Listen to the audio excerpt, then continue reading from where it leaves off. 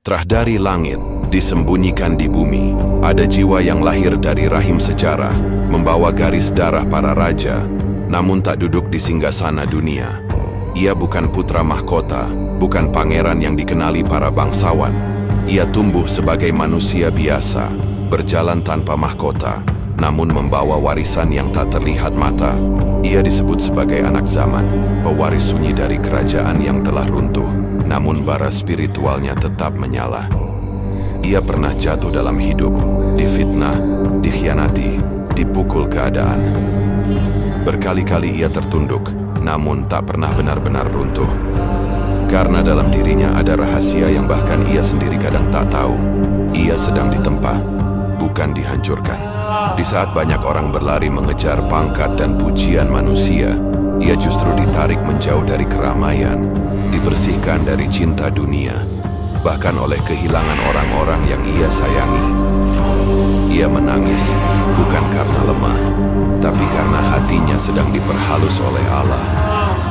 Di malam yang panjang banyak manusia tidur sementara ia terjaga, memegang tasbih yang usang, menyebut nama Rabb-Nya dalam kesunyian.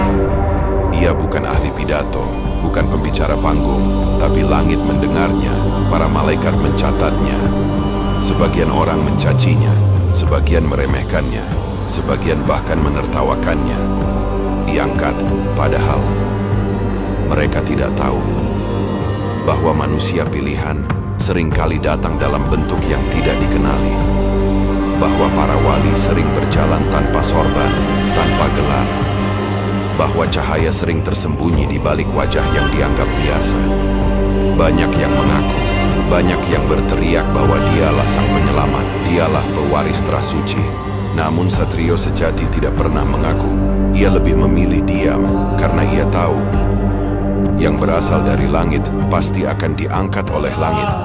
Yang berasal dari hawa nafsu akan runtuh oleh nafsunya sendiri.